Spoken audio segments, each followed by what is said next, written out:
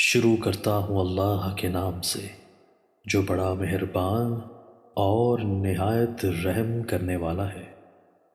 حضرت عبداللہ بن عباس رضی اللہ تعالی عنہ سے مروی ہے کہ رسول اللہ صلی اللہ علیہ وآلہ وسلم نے فرمایا، جس رات مجھے معراج کروائی گئی اور میں مکہ میں آیا تو میں اپنے معاملے میں پر اعتماد نہ تھا اور مجھے معلوم ہو گیا کہ لوگ مجھے جھٹلائیں گے۔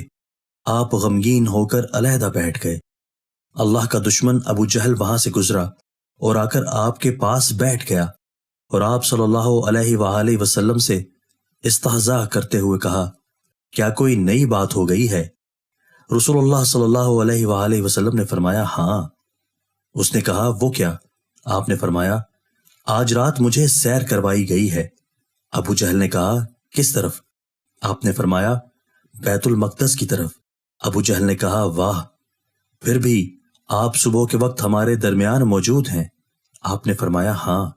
ابو جہل کو سمجھ نہیں آئی کہ آپ کو جھٹلا دے، اس ڈر سے کہ کہیں وہ آپ کی قوم کو بلائے تو آپ اس بات کا انکار کر دیں۔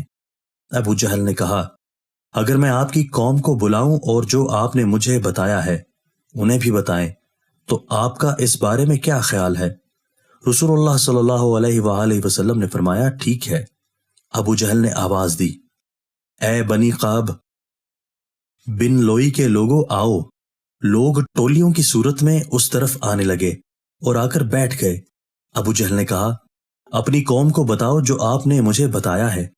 رسول اللہ صلی اللہ علیہ وآلہ وسلم نے فرمایا، آج رات مجھے سفر کروایا گیا۔ لوگوں نے کہا، کس طرف؟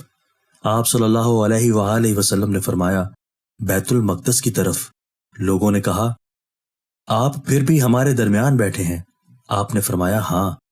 کچھ لوگ تالیاں بجانے لگے اور کچھ لوگ آپ کے ان کے گمان میں جھوٹے وعدے پر تعجب کرتے ہوئے اپنے ہاتھ اپنے سر پر رکھنے لگے، کہنے لگے، کیا آپ ہمیں اس مسجد کے اوصاف بیان کرنے کی قدرت رکھتے ہیں؟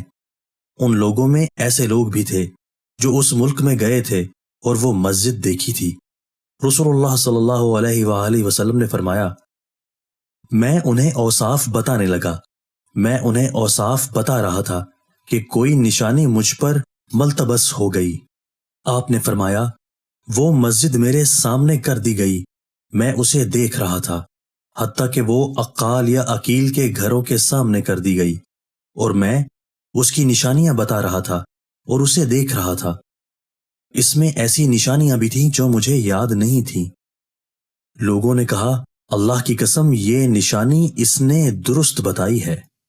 دوستو، اللہ تعالی ہمیں ان احادیث مبارکہ پر عمل کرنے اور اپنی زندگیوں کو سنوارنے کی توفیق عطا فرمائے۔